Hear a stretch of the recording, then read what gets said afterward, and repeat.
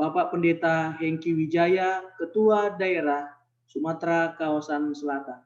Dan doa syafaat akan dilayangkan oleh Pendeta Iwan Fernandes dan Pendeta Bis Tumorang. Doa tutup oleh Bapak Pendeta Hengki Wijaya. Kemudian kami akan serahkan kepada Ibu Vera Manalu untuk menyampaikan beberapa pengumuman untuk acara besok malam. Kita akan memulai ibadah 100 hari berdoa ini di malam ke-45.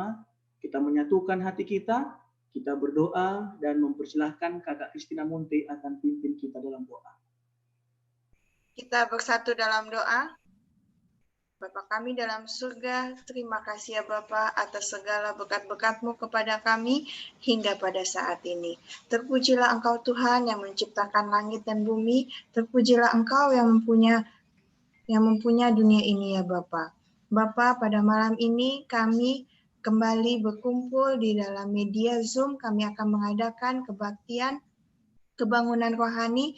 Bapa, berikanlah Roh Kudus-Mu kepada kami, agar kami dapat mengikutinya dengan baik ya Bapa. Bapa, biarlah pembicara dan juga narasumber kami dapat berbicara sesuai dengan kehendak-Mu ya Bapa. Sertai dia ya Bapa. Tolonglah kami supaya kami lebih dekat kepadamu. Terima kasih Bapa, dalam nama Yesus. Amin. Saudara-saudaraku yang terkasih, kesaksian bila disampaikan, diceritakan akan meneguhkan dan menguatkan kita. Kesempatan yang baik ini kami berikan kepada Ibu Laste Wijaya untuk membagikan kesaksian bagaimana pengalaman pelayanan berjalan bersama dengan Tuhan. Waktu kami berikan. Baik, terima kasih. Selamat malam, selamat sore, mungkin selamat siang ya bagi saudara-saudara yang mengikuti acara pada saat ini. Saya berterima kasih untuk mendapatkan kesempatan yang indah di mana saat ini saya ingin berbagi cerita hidup di dalam pelayanan bersama dengan Tuhan. Mungkin sebagian besar tahu saya, tapi saya rasa sebagian besar juga tidak kenal saya. Nama saya Laste, saya istri seorang pendeta. Dulu mungkin saya merasa waktu masih kecil saya tidak suka nama saya Laste. Karena ketika saya dibawa oleh orang tua saya pergi ke stasiun. Boleh dengar, Pendeta? Ya, masuk, Mam. Dengar, mantap. Terima kasih. Kenapa saya dulu tidak suka nama saya? Karena ketika saya pergi dibawa orang tua saya ke stasiun, ke terminal bis, selalu ada seseorang yang meneriakan, Laste, Laste, Laste. Aduh, kenapa nama saya kok disebut di situ ya? Rupanya itu bis yang terakhir, Laste. Kereta yang terakhir, Laste. Tapi seiring waktu, setelah saya bertambah dewasa, saya bangga dengan nama saya. Dengan nama yang diberikan oleh orang tua saya kepada saya. Yang mereka artikan Laste itu anak terakhir sebetulnya. Dan saya pikir di seluruh dunia ini hanya saya satu-satunya yang bernama Laste. Baik, saudara yang kekasih dalam Tuhan. Saya ingin menggunakan waktu ini dengan sangat baik. Palembang atau Sumatera Selatan sangat berarti bagi kami, khususnya bagi saya secara pribadi. Dibandingkan dengan kota-kota lain atau tempat-tempat lain di mana kami memiliki kesempatan melayani, Palembang memiliki, saya mau katakan, mengisi lebih banyak memori pelayanan kami. Seumpama file yang tersusun, Palembang atau Sumatera Selatan ini ada di file yang paling atas. Jadi ketika saya mau buka, nggak perlu saya cari-cari. Saya tinggal lihat dan saya bisa mengalir ceritakan pengalaman kami di Palembang atau Sumatera Selatan. Mengapa untuk saya Sumatera Selatan atau Palembang itu sangat penting? Memang memiliki hubungan emosi yang lebih dalam dibanding dengan tempat-tempat lain di mana kami melayani. Yang pertama saya mau kasih alasannya adalah karena Palembang itu adalah kota di mana pertama kali kami melayani. Yang kedua, Palembang adalah tempat honeymoon kami. Karena ketika kita menikah, 1 minggu menikah langsung kami pergi ke Palembang. Di rumah kontrakan yang sempit, yang panas, di kolong rumah orang yang punya rumah, tanpa kasur, tanpa kipas angin, banyak nyamuk, tapi disitulah lahir anak pertama kali, Miracle. Luar biasa, saudara-saudaraku ya. Kami memulai pelayanan dengan sukacita, dengan penuh cinta, walaupun kondisi pada saat itu mungkin kurang nyaman. Kemudian apa lagi?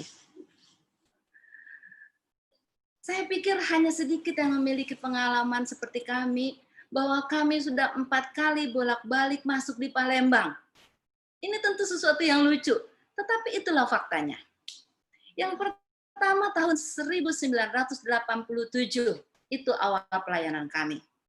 Kemudian kami pergi dan balik lagi tahun 1996. Kami pun terus pergi berapa tahun kemudian. Dan kami datang lagi tahun 1999. Dan itu pun kami pergi lagi. Dan yang terakhir inilah yang keempat kalinya. Kami datang kembali di tahun 218, entah sampai kapan. Terserah Tuhan mau sampai kapan. Nah, yang ingin saya saksikan pada saat ini, betapa Tuhan saya itu secara pribadi ya, luar biasa. Dia memimpin perjalanan pelayanan kami dengan pengalaman yang suka duka sudah komplit ada di dalamnya.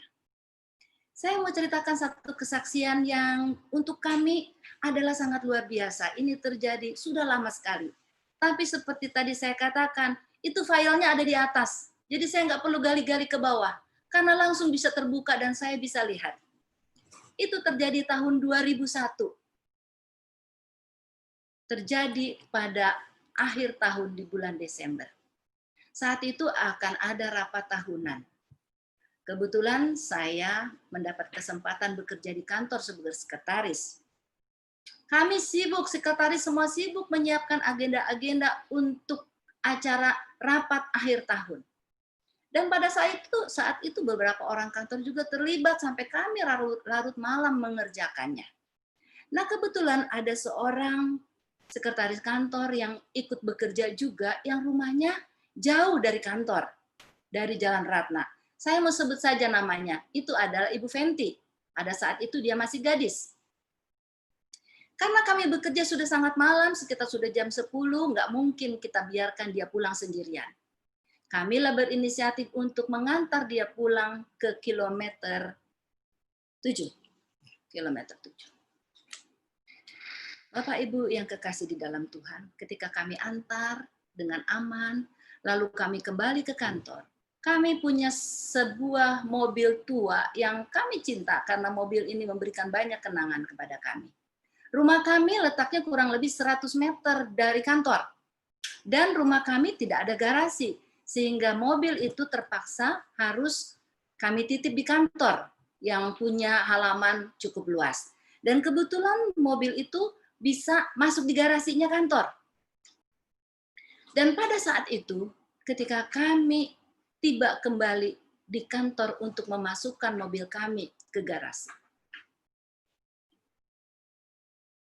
Saya sangat ingat waktu itu penjaga kantor adalah saudara Daniel Subiantoro yang sekarang ada di rumah sakit.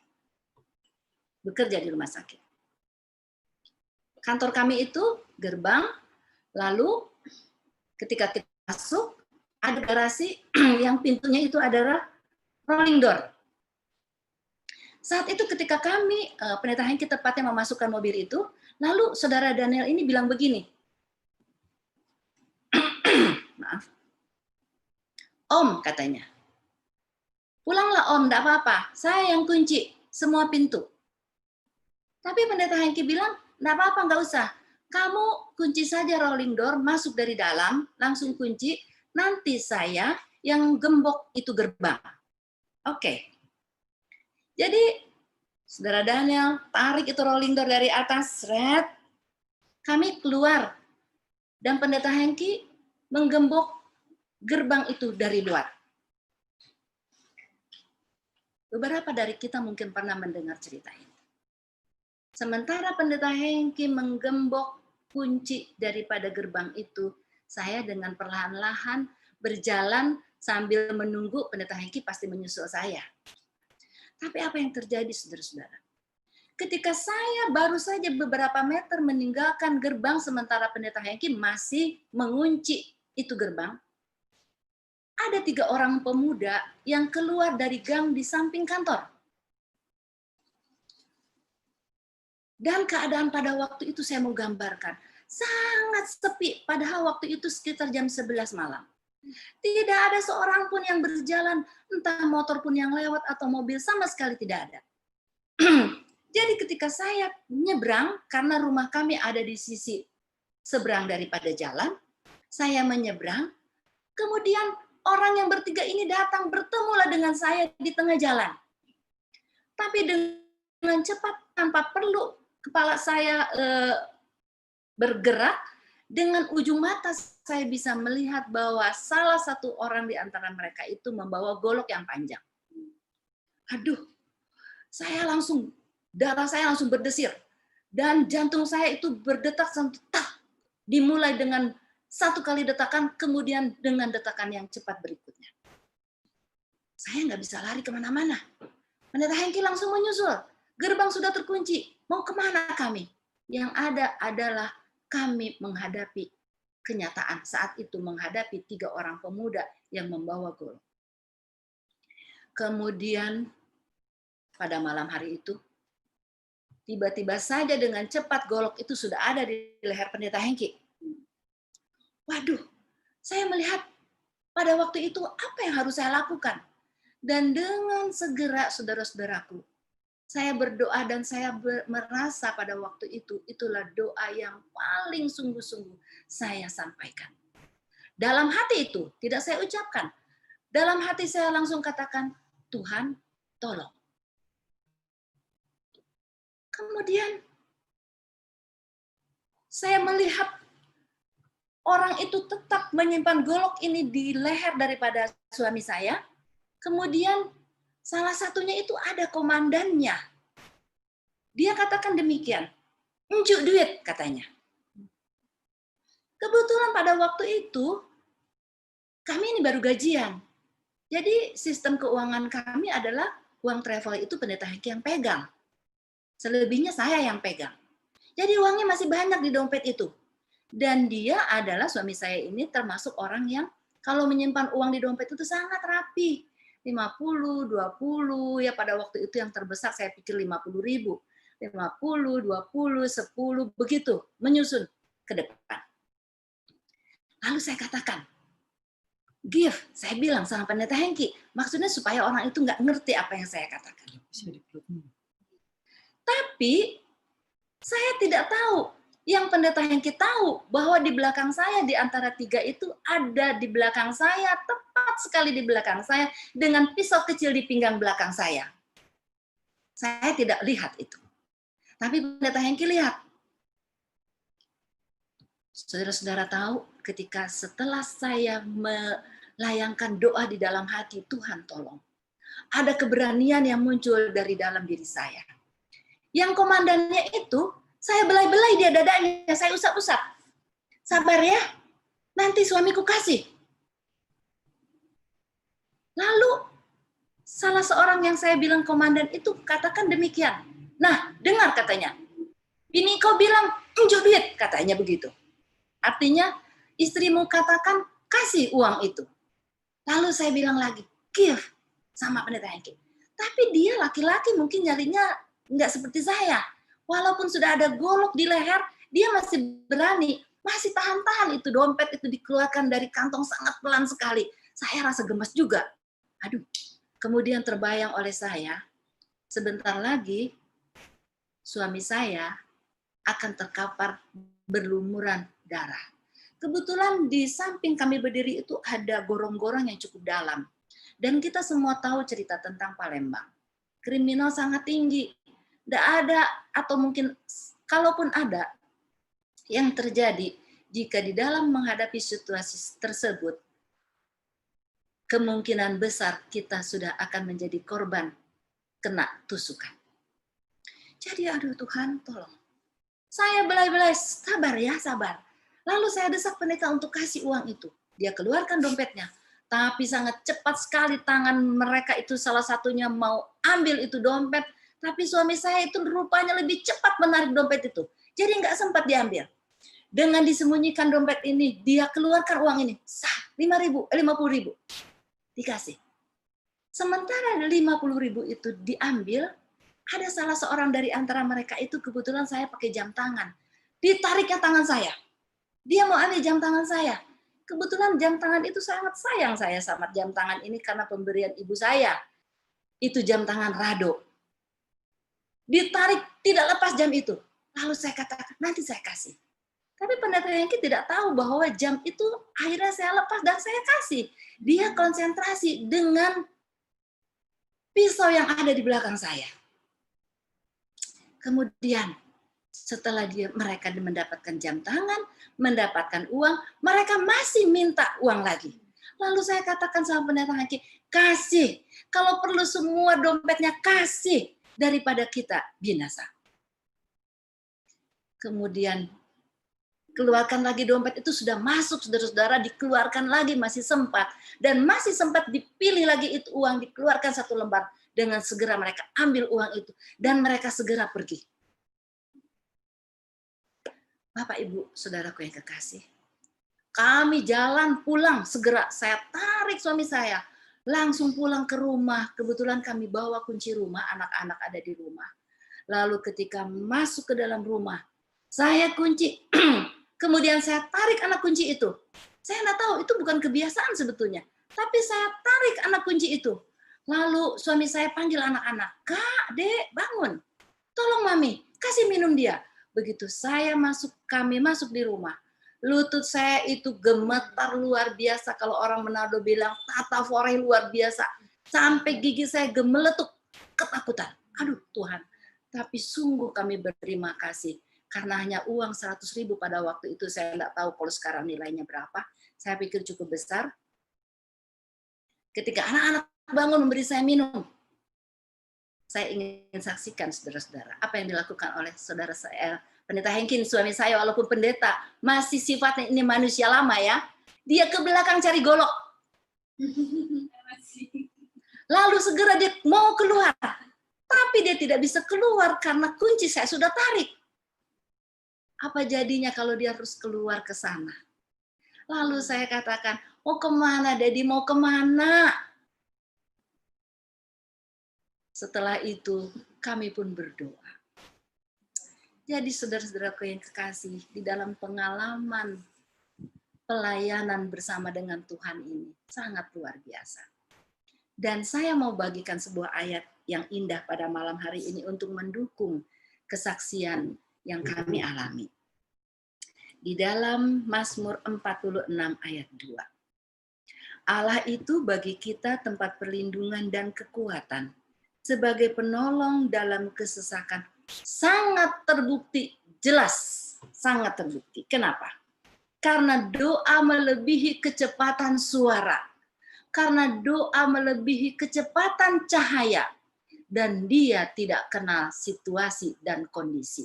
Kapanpun kita bisa langsung layangkan kepada Tuhan. Tanpa ada halangan. Jaringannya selalu oke. Jadi saudara-saudaraku, saya percaya ketika doa itu sebelum saya ucapkan pun, Tuhan sudah tahu apa maunya anak Tuhan itu di sana.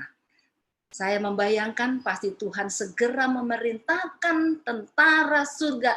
Datang cepat, tolong itu Silaste dan Hengki dalam keadaan sulit. Dengan demikian, kami boleh lepas daripada bahaya. Dan hingga saat ini, kami boleh selamat berbicara, menyampaikan kesaksian ini kepada saudara-saudara semua.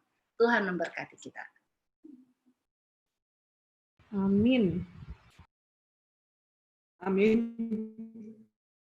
Terpujilah nama Tuhan atas kesaksian yang sangat menguatkan.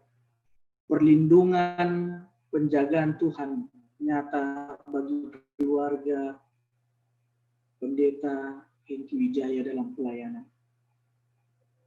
Kita sangat kuatkan. Dan kesaksian ini akan disempurnakan dengan lagu pujian yang akan dibawakan dan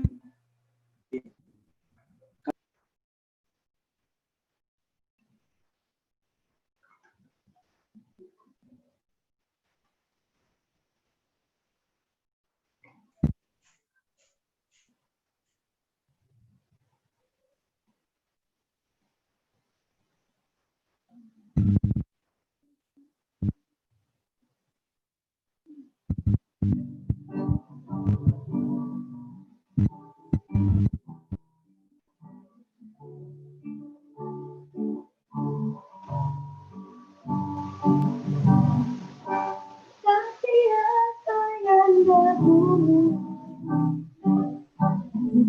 merupakan kehukuman. Sekarang ku mengerti karena Kristus semuanya telah ku tinggalkan hanya untuk mengikuti Yesusku. Terima kasih Yesus untuk panggilanmu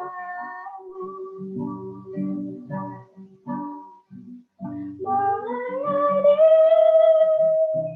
Bukanlah sebuah kesempatan dalam hidupku, melayani Yesusku adalah keharusan dalam hidupku, sekalipun di dunia ku tak mendapatkan kesenangannya, tapi ku percaya upahku dapatkan di surga. Tetapi apa yang dahulu merupakan keuntungan bagiku. Sekarang ku anggap rugi, ku anggap rugi karena Kristus. Semua yang telah ku tinggalkan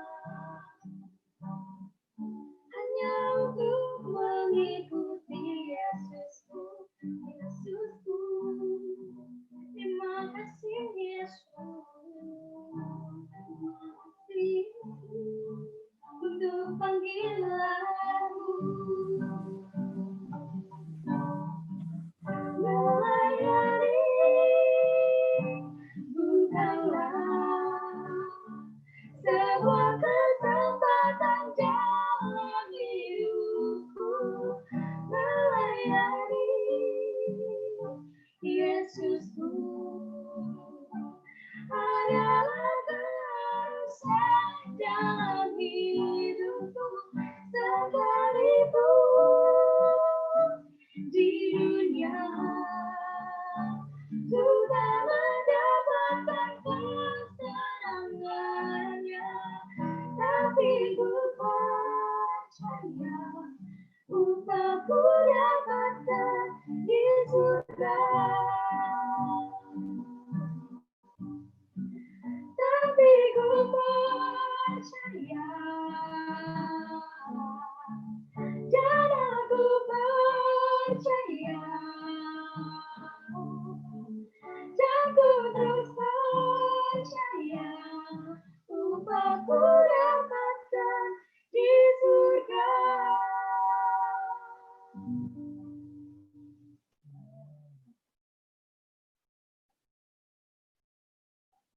amin.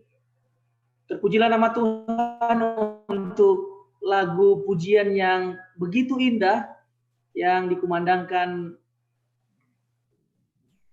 saudari kita Levina dan juga Mama Rika. Semoga menguatkan kita, berpengharapan, meninggalkan semuanya, dan minggu dan dalam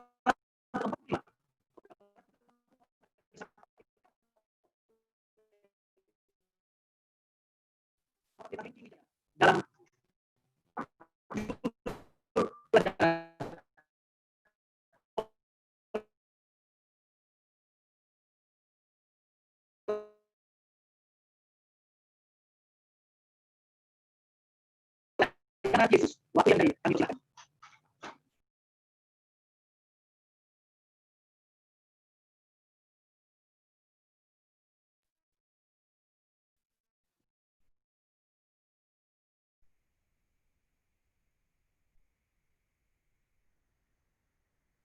Ya, kami persilakan Pendeta Hengki. Baik. Selamat malam saudara-saudara yang Oleh kekasih. Pendeta Hengki Wijaya, malam ke-45 dengan judul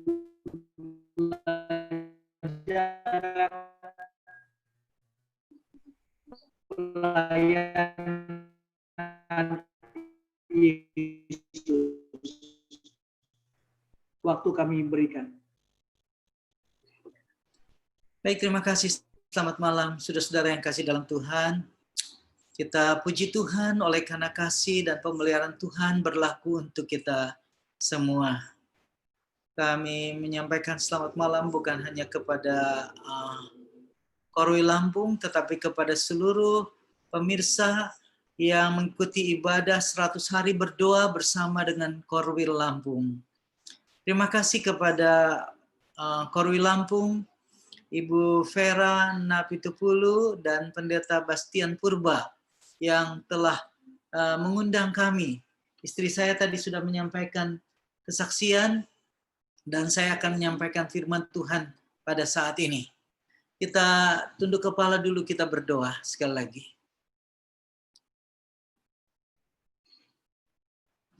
Tuhan Allah, Bapa kami dalam sorga, terima kasih oleh karena malam hari ini kembali kami datang kepadamu ya Tuhan, di dalam rangkaian 100 hari berdoa hari yang ke-45. Apabila kami akan mendengarkan firman Tuhan, kiranya Roh Kudus menuntun kami untuk dapat mengerti dengan baik firman Tuhan itu, supaya boleh menjadi berkat bagi kami, kemuliaan bagi nama-Mu. Kami menyerahkan keseluruhan acara, berikan jalur yang baik. Terima kasih Bapa, di dalam nama Tuhan Yesus kami berdoa. Amin. Baik, izinkan saya untuk menggunakan untuk share screen.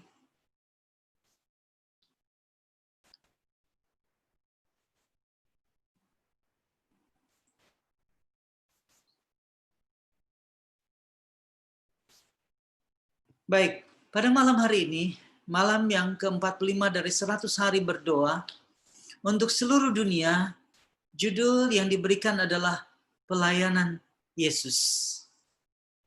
Kita boleh melihat ayat inti yang diberikan untuk pembicaraan pada malam hari ini.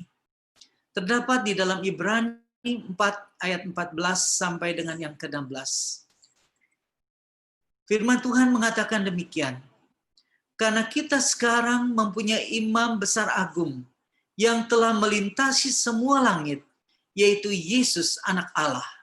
Baiklah kita teguh berpegang pada pengakuan iman kita, sebab imam besar yang kita punya bukanlah imam besar yang tidak dapat turut merasakan kelemahan-kelemahan kita. Sebaliknya, sama dengan kita, ia telah dicobai, hanya tidak berbuat dosa. Sebab itu marilah kita dengan penuh keberanian menghampiri tahta kasih karunia-Nya, supaya kita menerima rahmat dan menemukan kasih karunia untuk mendapatkan pertolongan kita pada waktunya.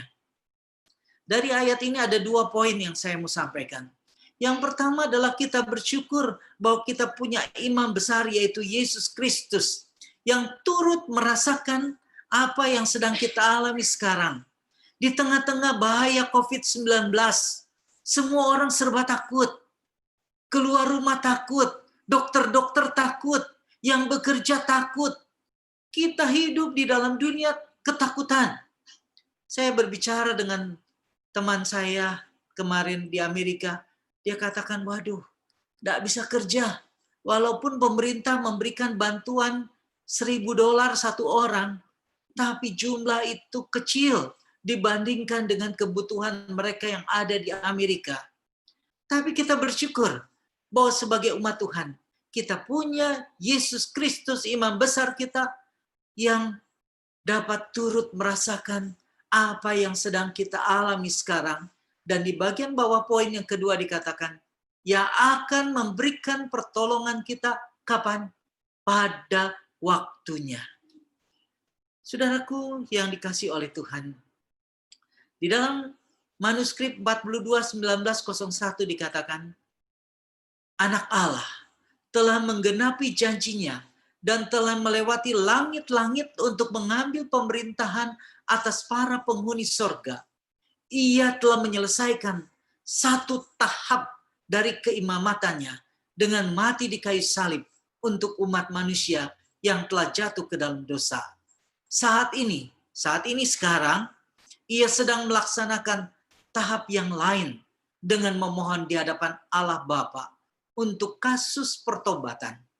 Orang berdosa yang percaya membawa persembahan umatnya kepada Allah, kemanusiaan. Ia yang telah mengambil rupa manusia dan dalam kemanusiaan telah mengalahkan pencobaan-pencobaan dari si musuh dan memiliki kesempurnaan ilahi, kepada dialah telah diserahkan penghakiman dunia. Perkara setiap orang akan dihadapkan untuk diadili di hadapannya. Ia akan menjatuhkan penghakiman, memberikan upah kepada setiap orang menurut perbuatannya. Kita menyadari bahwa sekarang Yesus sementara melayani. Kalau 2000 tahun yang lalu dia datang ke dunia melayani, lahir di Nazaret, lahir di Bethlehem, besar di Nazaret. Kemudian dia melayani dalam waktu yang singkat, hanya 3,5 tahun dia melayani. Dan setelah itu dia naik ke surga. Maka sejak saat itu dia melayani kita dalam fase yang berbeda. Saudaraku yang dikasihi oleh Tuhan, 4.000 tahun yang lalu, di atas puncak Gunung Sinai, Tuhan memberikan perintah kepada Musa. Dan memberikan kepada Musa 10 hukum yang tertulis di dalam 2 loh batu. Tetapi saat yang sama, pernahkah kita menyadari bahwa saat itulah Tuhan Allah memberikan kepada Musa sebuah blueprint untuk salah satu bangunan paling misterius yang pernah dibangun di atas muka bumi. Apa bangunan itu? Bangunan itu adalah Ka'bah, Bait Suci, Tabernakel. Di dalam Keluaran 25 ayat yang ke-8, firman Tuhan mengatakan, dan mereka harus membuat tempat kudus bagiku, supaya aku akan diam di tengah-tengah mereka. Ini adalah permohonan Tuhan. Karena Tuhan rindu bersama-sama dengan umatnya. Tuhan tidak mau hanya tinggal di tempat yang tinggi di atas sana, mengetahui bahwa kita hidup di dalam dunia yang penuh dengan dosa, yang penuh dengan kesusahan.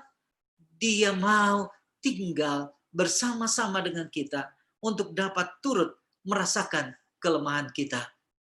Kita perhatikan inilah blueprint itu, tabernakel.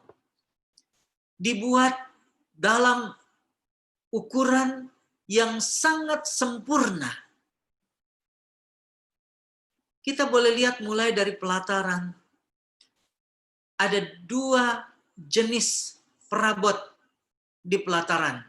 Kemudian kita masuk ke dalam bilik, ada 2 bilik, bilik yang suci dan bilik yang masuci. Di bilik yang masuci ada 3 perabot dan ada 1 perabot di bilik yang maha suci. Kalau kita memperhatikan Ka'bah atau tabernakel ini, seringkali kita dengar pada waktu kita pelajari bahwa Ka'bah atau tabernakel ini atau bait suci ini memiliki 2 ruangan dan ada 2 upacara. Demikian juga ada 2 fase. Apa saja 2 ruangan itu? 2 ruangan itu adalah bilik suci dan bilik yang maha suci. Kalau begitu apa upacara itu? Upacara harian dan upacara tahunan. Di mana upacara harian dilayani oleh imam biasa, lalu setiap hari itu berlangsung sepanjang tahun, selagi orang-orang masih berdosa, lalu upacara tahunan itu 1 kali 1 tahun dilayani oleh imam besar di bilik yang maha suci. Lalu kita melihat fasenya. Fasenya sangat jelas. Karena kalau kita berbicara tentang Ka'bah, ini adalah salah satu doktrin yang spesifik dimiliki oleh gereja Masih Advent hari ke-7. Kita lihat fase yang pertama adalah dari tahun 31. Kenapa tahun 31? Karena kita tahu itulah saat di mana Yesus naik ke surga. Setelah Yesus disalibkan, Yesus bangkit, kemudian Yesus naik ke surga, sampai dengan tahun 1844, dia menjalani fase yang pertama, melayani. Kemudian fase yang kedua adalah 1844, sampai dengan kedatangan Yesus yang kedua kali. Kalau kita lihat 31 sampai 1844, itu adalah seperti upacara harian. Dari 1844 sampai dengan kedatangan Tuhan Yesus, maka imam dia bertugas sebagai imam besar bukan di bilik suci tetapi di bilik yang maha suci. Saudaraku yang dikasihi oleh Tuhan, pada hari pendamaian yang disebutkan di dalam Alkitab sebagai hari Grafirat atau juga dikenal sebagai atonement, dikatakan demikian. Jadi dalam pelayanan Ka'bah, setiap hari orang-orang diajarkan kebenaran agung tentang kematian dan pelayanan Kristus. Dan sekali setiap tahun, pikiran mereka dibawa ke masa depan, kepada peristiwa penutupan dari kontroversi besar antara Kristus dan setan, dan pemurnian terakhir alam semesta dari dosa dan orang berdosa. Ini terdapat di dalam buku Beginning of the End, halaman 174. Kita boleh mengerti bahwa dari penjelasan ini, bahwa keseluruhan tabut atau keseluruhan bait Allah, keseluruhan tabernakel, sebenarnya berbicara tentang pelayanan Kristus. Apakah mulai dari pelataran, masuk ke bilik yang suci, sampai ke bilik yang maha suci, semuanya menggambarkan pelayanan Kristus bagi kita orang yang berdosa. Namun yang istimewa adalah yang 1 tahun 1 kali, yaitu pada hari Grafirat. Saudaraku yang dikasihi oleh Tuhan, kalau kita berbicara tentang sejarah gereja Advent, tentu kita tidak pernah lupa tanggal 22 Oktober 1844 yang dikenal sebagai The Great Disappointment, kekecewaan yang besar. Kenapa kekecewaan yang besar terjadi? Oleh karena pada waktu dipelajari oleh William Miller tentang nubuatan 2300 petang dan pagi, maka mereka tiba pada kesimpulan. Inilah chart 2300 petang dan pagi, kita boleh lihat, di mana hitungannya jatuh akhirnya pada tanggal 22 Oktober 1844. Tetapi kemudian sejarah gereja mengatakan bahwa itu adalah kekecewaan yang besar, the great disappointment. Kenapa? Oleh karena Tuhan Yesus yang diharapkan akan datang pada tanggal tersebut tidak datang. Namun saya senang dengan sebuah tulisan dikatakan, walaupun mungkin bagi banyak orang 1844 adalah the great disappointment, tetapi dikatakan 1844 itu adalah right date wrong event. Kenapa right date? Tanggalnya itu benar, hanya peristiwanya saja salah ditafsirkan. Mari kita lihat sejenak tentang seorang yang bernama Hiram Edson. Hiram Edson adalah salah seorang pionir gereja Masih Advent hari ke-7. Dan kalau kita lihat apa yang dialami oleh Hiram Edson, dia mengalami kisah yang menyedihkan, kecewa. Tetapi di satu sisi kemudian dia mengalami kebahagiaan sukacita. Oleh karena itu, kita boleh melihat film berikut ini yang saya coba edit. Ini hampir 2 jam saya edit film ini. Ini sebuah film tentang kekecewaan yang besar yang akhirnya saya edit hanya sekitar 5 menit. Oleh karena itu, mari kita lihat, walaupun mungkin ada terpotong-potong sedikit, saya katakan kepada istri saya, aduh, rupanya saya sudah tua. Ya betul, tahun depan saya sudah mau 60. Besok. Jadi kelihatannya untuk hal-hal yang elektronik ini, padahal dulu waktu muda, saya ingat-ingat gampang saya buat untuk video klip, untuk potong-potong film dengan berbagai macam alatnya. Tapi sekarang inilah, mari kita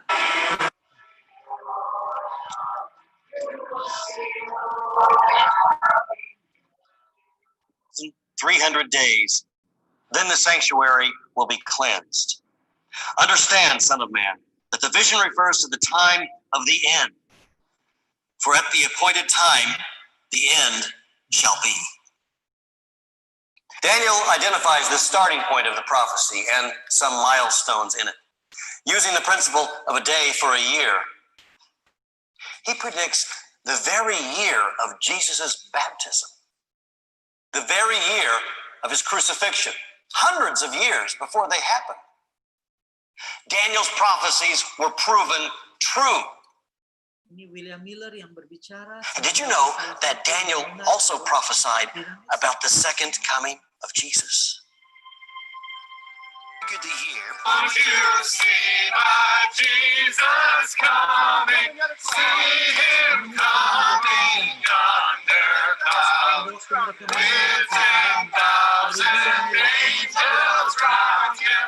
Don't you do my Jesus proud? I am bound for the kingdom. Will you go to glory with me?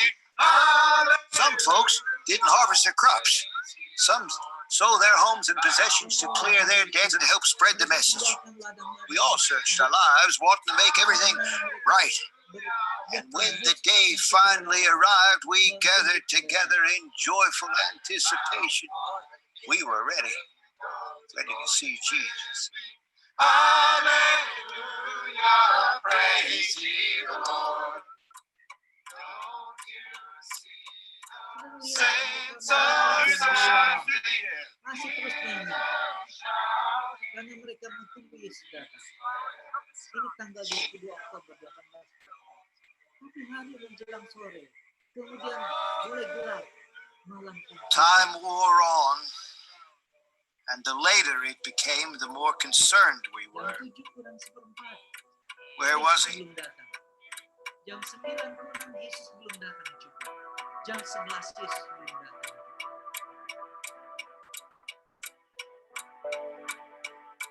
By the time the clock struck 12 midnight, my deepest fears were realized. It was as if all our hopes and expectations were just blasted. Such a spirit of weeping came over us as I had never experienced.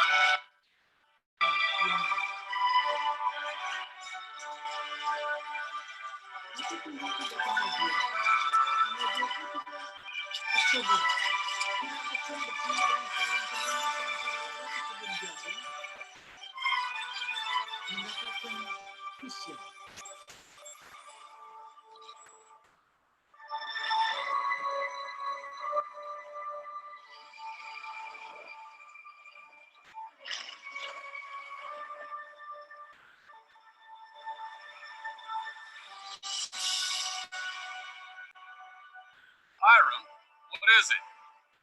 What is taking you so long?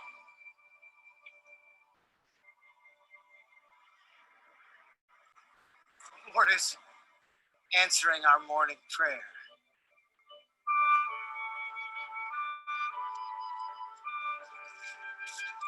What is it? It seemed that I saw into heaven. And there is a sanctuary in it is not the earth. We were mistaken. I saw distinctly and clearly. The high priest went into the most holy place, and that high priest is Jesus. He has something to do in heaven before he returns to the earth. What is it? The Lord has given us a clue. I think he expects us to go to the Bible and search this matter out.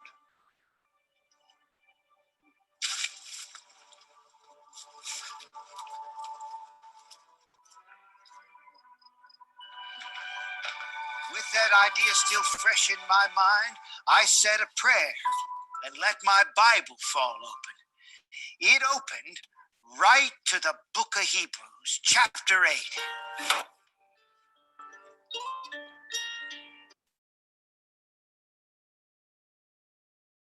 Saudaraku yang kekasih di dalam Tuhan,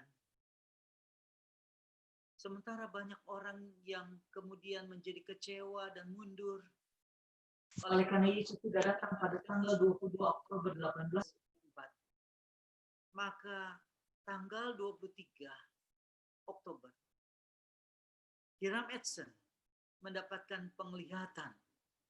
Dia melihat ada bait suci di sorga.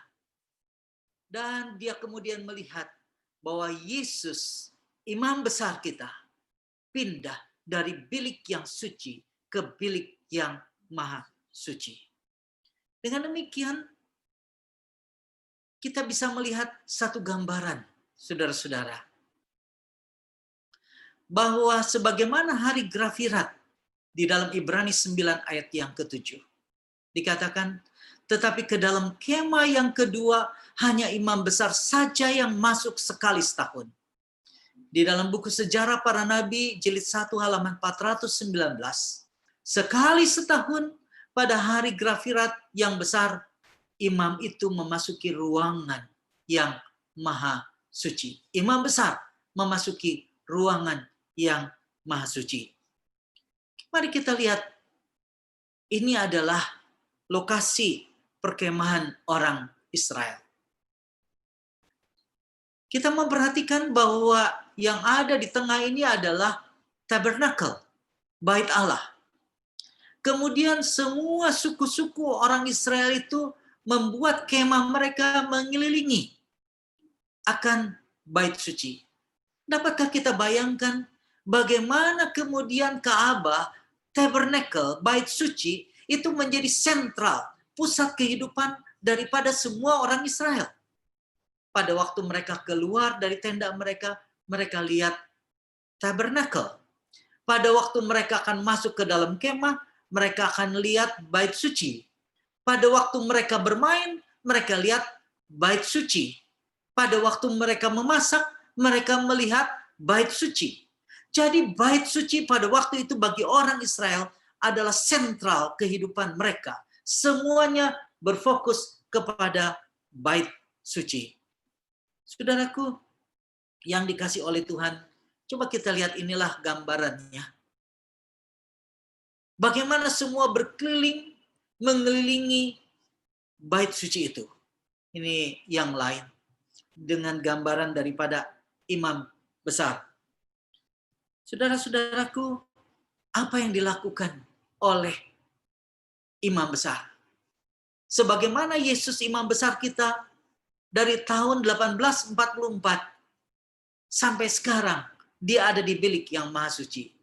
Dikatakan imam besar perlu persiapan untuk masuk ke bilik yang maha suci. Lalu sementara imam besar masuk ke bilik yang maha suci, apa yang dilakukan oleh umat-umat Tuhan? Oleh orang-orang Israel yang ada di tenda? Apakah mereka berjual beli? Apakah mereka makan, minum? Apakah mereka bersenang-senang? Apakah mereka bersenda gurau? Dikatakan ini yang dilakukan. Bahwa mereka fasting and prayer. Mereka berpuasa dan berdoa. Kenapa? Karena sangat penting bagi mereka untuk berpuasa dan berdoa. Sebab jangan-jangan ada kesalahan yang belum diakui, yang kemudian bisa menyebabkan imam besar tidak keluar dari bilik yang maha suci. Dikatakan kalau ada kesalahan, maka imam besar itu tidak keluar dari bilik yang maha suci. Dia akan mati di bilik yang maha suci. Menjadi pertanyaan kenapa dari 1844 sampai dengan sekarang Yesus belum datang. Yesus belum keluar. Sebab pekerjaan pengantaran, pekerjaan imam besar pada hari Grafirat hanya 1 kali dalam 1 tahun. Saya memperkirakan itu hanya 1 hari. Tetapi sekarang sudah berhari-hari, sudah bertahun-tahun Yesus belum keluar. Mari kita lihat apa yang dilakukan oleh orang Israel di dalam buku Sejarah Para Nabi halaman 419. Dikatakan, setiap orang harus memeriksa diri sementara pekerjaan penebusan itu sedang berlangsung. Jadi setiap orang mereka memeriksa diri mereka. Apa yang berikutnya? Segala urusan pekerjaan harus ditinggalkan. Apalagi? Dan seluruh perhimpunan Israel harus menggunakan hari itu untuk merendahkan diri dengan penuh hikmat di hadapan Allah. Dengan disertai apa? Doa, puasa, dan penyelidikan hati yang bagaimana? Yang sungguh-sungguh. Saudaraku yang dikasih oleh Tuhan, kita sekarang hidup di dalam masa pandemi COVID-19. Kita familiar dengan lockdown, PSBB. Semuanya itu terjadi adalah oleh karena COVID. Kemudian kita juga familiar dengan WFH, work from home. Walaupun saya suka tambahkan, ini bukan hanya work from home, ini adalah worship from home. Tetapi bukan hanya worship from home, ini adalah waiting for heaven. Kenapa? Karena kita tidak tahu apa yang akan terjadi kepada kita. Saya mendengarkan kesaksian dari Dr. Ulrich. Dokter-dokter banyak yang meninggal dunia. Bahkan ada dokter yang katakan, teman daripada Dr. Ulrich, yang menggunakan APD yang lengkap, tetapi masih menyesal, kena virus COVID-19. Tidak tahu dari mana datangnya. Dan kalau kita berbicara tentang virus ini, COVID-19, wah, kita takut semua karena nggak tahu dari mana dia bisa masuk. Semua orang bisa kena. Yang berpendidikan tinggi, yang berpendidikan rendah, yang punya uang banyak, yang tidak punya uang. Semua bisa kena. Pendeta, anggota jemaat, wah, semua bisa kena. Namun, saya mau katakan, sebenarnya bagus juga ada COVID-19 kalau tidak ada yang meninggal. Kenapa? Karena sementara COVID-19 kita ada di rumah, maka kita dipaksa untuk beribadah di rumah. Kita dipaksa untuk lebih banyak berdoa. Kita juga dipaksa untuk lebih banyak, gak ada lagi yang mau dikerjakan, baca Alkitab. Baca Alkitab lebih banyak. Gunakan waktu untuk baca buku Roh Nubuat. Saya mau katakan ini juga kita dipaksa untuk keluarga lebih dekat satu sama lain.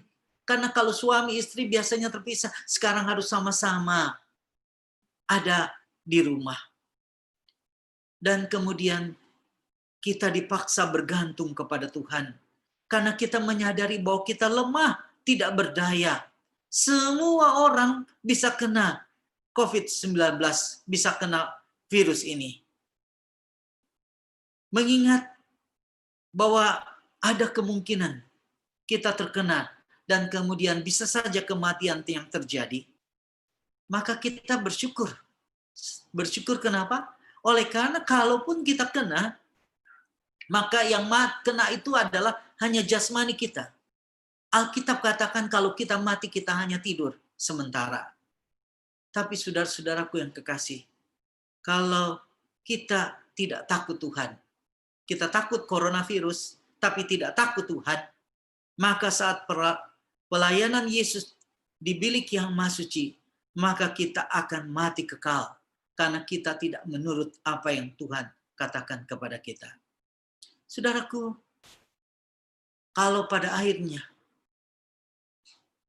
Yesus yang mengantarai di bilik yang Maha Suci akan keluar, kerinduannya adalah supaya semua orang diselamatkan. Tetapi kalau kita tidak selamat, maka bukan kesalahan Yesus. Yesus sudah disalibkan untuk kita semua. Kita mati kekal adalah oleh karena kesalahan kita. Kalau begitu, betapa pentingnya pelayanan Yesus sekarang bagi kita. Sementara dia melayani, dia ingat kita yang ada di dunia ini. Ingat kita yang sedang menghadapi pandemi COVID-19, dan dia siap untuk menolong kita pada waktunya. Kalau begitu, apa yang harus kita lakukan sekarang? Menyadari bahwa kita hidup di tengah bahaya pandemi, tetapi lebih daripada itu kita hidup di dalam masa pelayanan Yesus yang segera akan keluar. Mari kita gunakan lebih banyak waktu untuk berdoa. Mari kita berpuasa. Kita menyelidiki hati kita dengan penuh kesungguh-sungguhan, supaya kita boleh didapati setia dan benar pada waktu Yesus datang. Mari kita tanyakan dalam hati beberapa pertanyaan ini untuk mengakhiri. Yesus menjadi manusia, mati dan dibangkitkan. Dan saat ini kita sedang berdiri di bait suci sorga. Dan saat ini sedang berdiri di bait suci sorga sebagai seorang pengantara bagi semua orang yang telah menyerahkan hidupnya kepadanya. Ketika Anda berdoa, Ia akan mendengarkan. Ketika Anda meminta pengampunan atas dosa-dosa dan kemenangan, Ia mendengarkanmu dan akan langsung memberikan kuasa yang dibutuhkan untuk mengalahkan pencobaan. Sementara kita hidup dalam masa penghakiman, apakah Anda telah menjadikan Yesus imam besar yang berbelas kasihan sebagai pengantara Anda?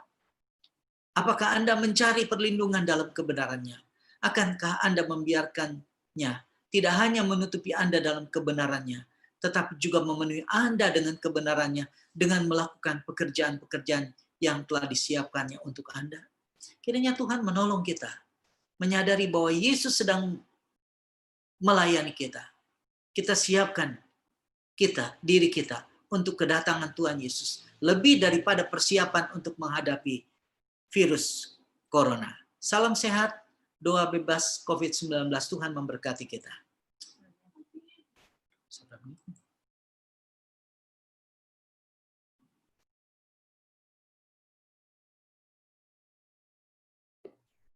Terima kasih untuk pekabaran firman Tuhan yang telah disampaikan oleh Pendeta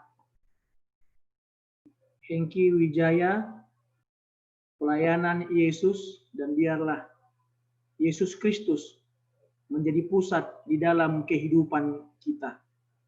Terima kasih untuk renungan ini. Kita akan memasuki doa bersama. Doa syafaat malam hari ini akan dinaikkan oleh pendeta.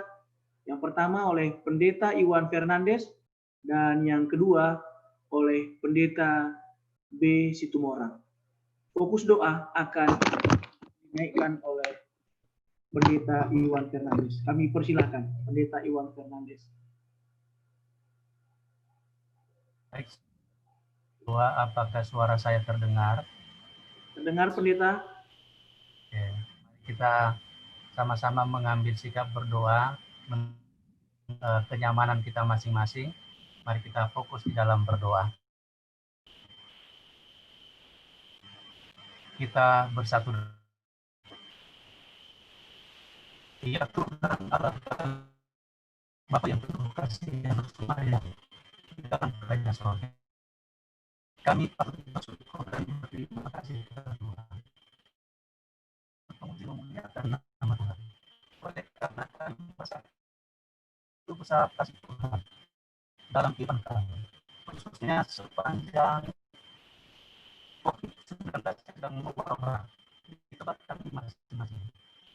Kami berterima kasih kepada-Mu ya Tuhan, oleh karena kami semua dalam perlindungan dan kasih Tuhan. Terima kasih ya Tuhan, kami akan berdoa memohon kasih dari Tuhan. Namun kiranya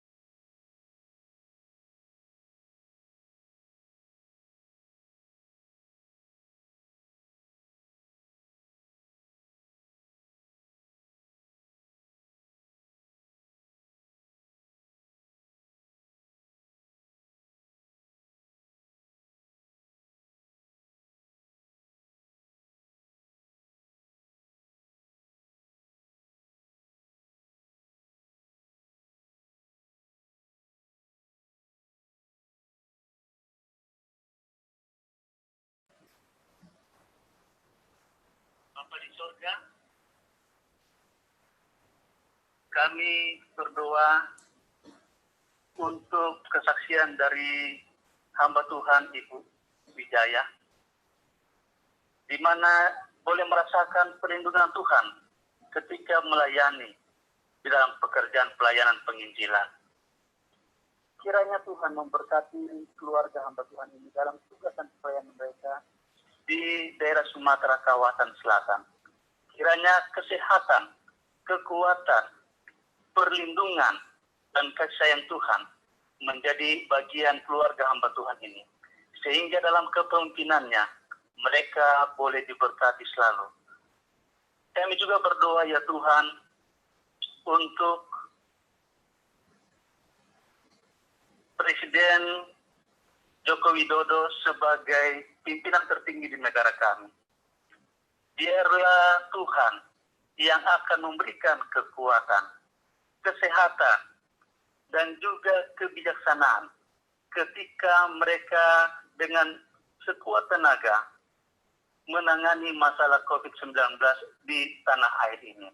Kiranya Tuhan, Ia akan menolong mereka, dan kami semua boleh mengikuti setiap aturan dengan baik, agar kami boleh terhindar dari wabah COVID-19 ini ya Tuhan. Kami juga berdoa ya Bapa, untuk para lansia yang bergumul oleh karena mereka harus terpisah dari keluarga. Kami berdoa agar kiranya Tuhan beserta dengan mereka, memberikan ketenangan bagi jiwa mereka di masa tua mereka. Dan apalagi mereka sedang bergumul oleh karena pikun yang mereka alami sehingga mereka kebingungan menghadapi situasi dan kondisi pada saat sekarang ini. Kami mohon ya Tuhan agar biar Tuhan memelihara mereka, terlebih iman mereka yang sungguh-sungguh, sehingga keteladanan kesetiaan mereka kepada Tuhan boleh menjadi bagian seluruh anggota keluarga keturunan, sehingga nama Tuhan dipermuliakan. Kami juga berdoa ya Bapa, bagi kesaksian-kesaksian dari hamba-hamba Tuhan yang sudah menceritakan pengalaman mereka sepanjang acara 100 hari berdoa ini. Biarlah mereka yang bergumul dalam kesehatan, Tuhan kuatkan, Tuhan sehatkan, Tuhan sembuhkan. Begitu juga ya Bapa, yang sedang bergumul dalam pelayanan biar Tuhan menyertai, memberikan keberhasilan, agar mereka boleh melihat campur tangan Tuhan dan mempermuliakan nama Tuhan. Dan pergumulan-pergumulan yang lain yang mereka hadapi, Tuhan juga yang akan turut campur tangan. Ketika kesaksian itu disampaikan, menjadi berkat dan kekuatan bagi masing-masing kami. Kami juga berdoa ya Tuhan, bagi rumah tangga umat-umat Tuhan yang sedang bergumul, bahkan seluruh dunia, oleh karena wabah COVID-19 yang mempengaruhi kebahagiaan mereka, bahkan tekanan-tekanan dalam kesehatan, dalam ekonomi dan sebagainya. Tuhan yang akan turut campur tangan, sehingga mereka boleh melihat segala kebaikan dari kebaikan itu. Mereka semakin mengandalkan Tuhan, mereka semakin fokus kepada Tuhan, dan kebahagiaan yang sejati mereka juga akan miliki. Bapa di sorga, terima kasih oleh karena Tuhan baik bagi kami. Biarlah Tuhan tetap mendengar setiap permohonan-permohonan kami, dan biarlah jawaban daripada Tuhan, jawaban yang pasti yang akan memberikan kami kebahagiaan, sukacita dalam kehidupan kami. Dan biarlah doa ini akan dilanjutkan oleh hamba Tuhan untuk melengkapi doa yang telah kami naikkan.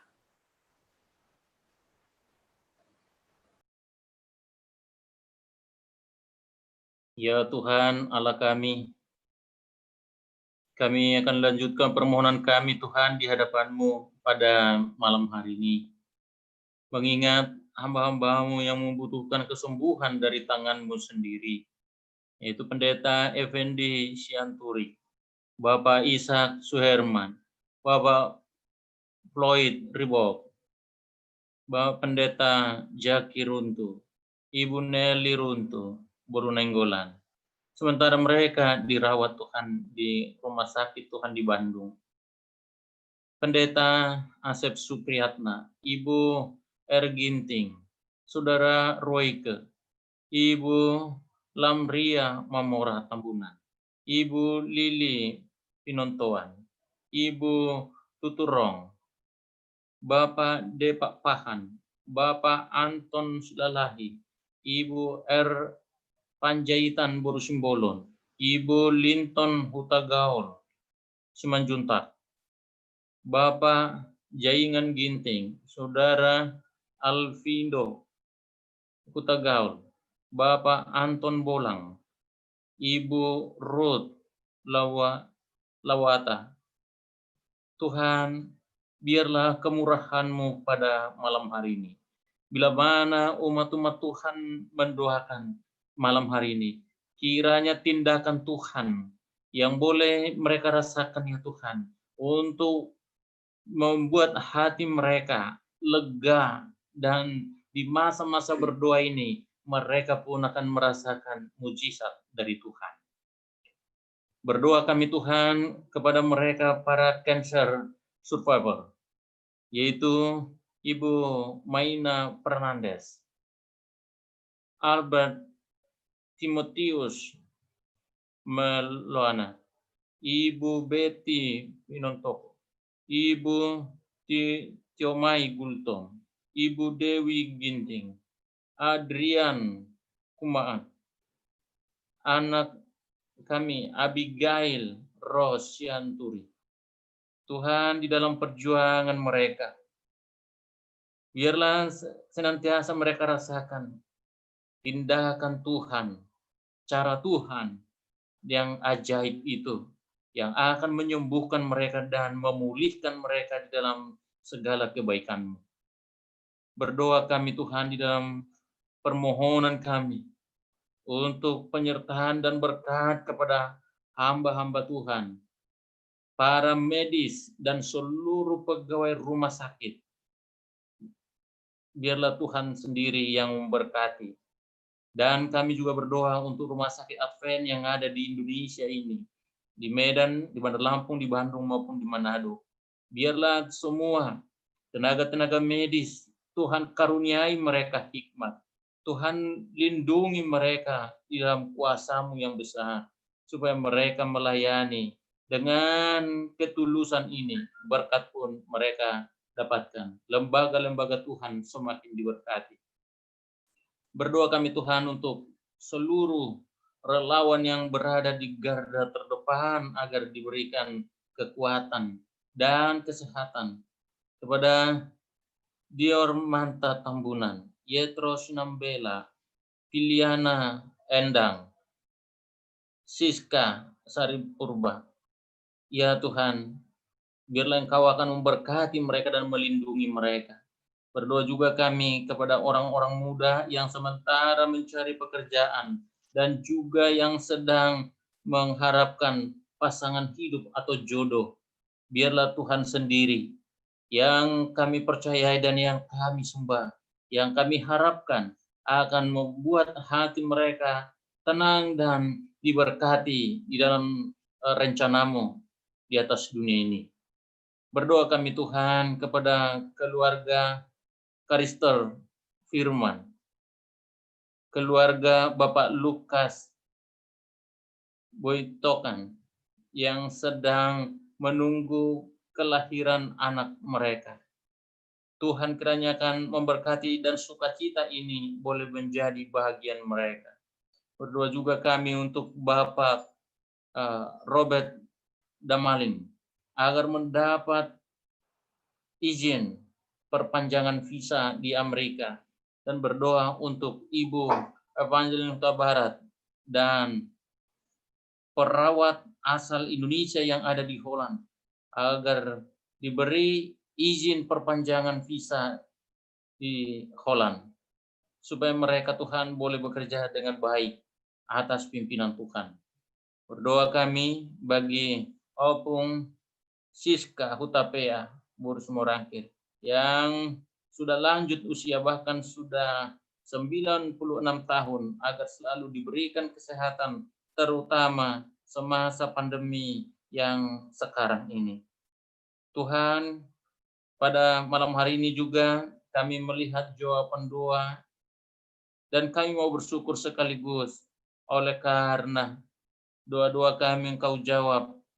Teristimewa kepada keluarga Pendeta Rolande Sihotang atas lahirnya seorang bayi putra di tengah-tengah keluarga ini dan melengkapi sukacita mereka di dalam pelayanan mereka, melengkapi sukacita mereka di dalam keluarga mereka. Biarlah Tuhan dimuliakan atas semua berkat-Nya.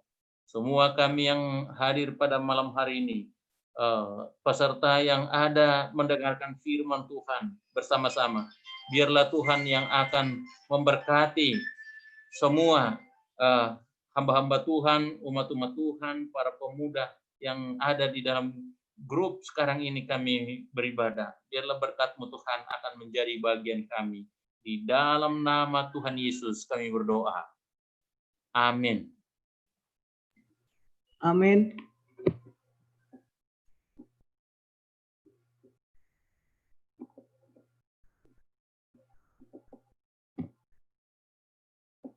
Amin. Bapak Ibu saudara yang terkasih, terpujilah nama Tuhan. Acara ibadah kita sudah selesai di malam ke-45 ini. Terima kasih untuk kehadiran kita, terima kasih untuk kebersamaan kita yang merasakan kekuatan baru malam hari ini, rasa diberkati, rasa dipenuhi kuasa sorga. Boleh lambaikan tangan. Bapak Ibu saudara yang kekasih, terima kasih. Terima kasih untuk semua partisipan yang melayani malam hari ini. Doa buka Christine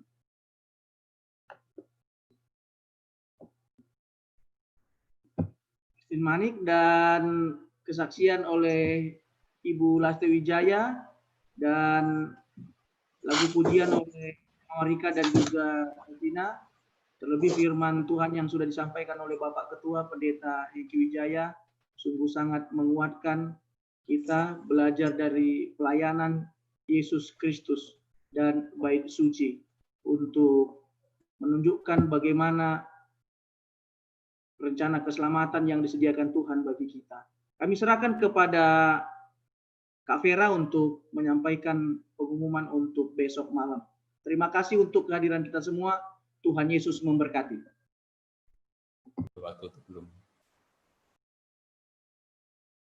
Ya, terima kasih host Pendeta Bastian Purba yang akan ambil partisipan kita besok malam. Pembicara datang dari Jawa Barat, Pendeta Rudi Situmorang, Ketua GMAHK Conference Jawa Barat. Dan kesaksian akan disampaikan oleh Ibu Pendeta Dian Suwarso, dan lagu pujian akan dinyanyikan oleh Erin dan Evan Situmorang. Doa syafaat akan dilayangkan oleh Pendeta P. Siahaan dari Bergen dan Pendeta Desmond Silitonga, Sekretaris Yayasan RSABL. Demikianlah pengumuman dari kami, dan kami ingin menyapa kembali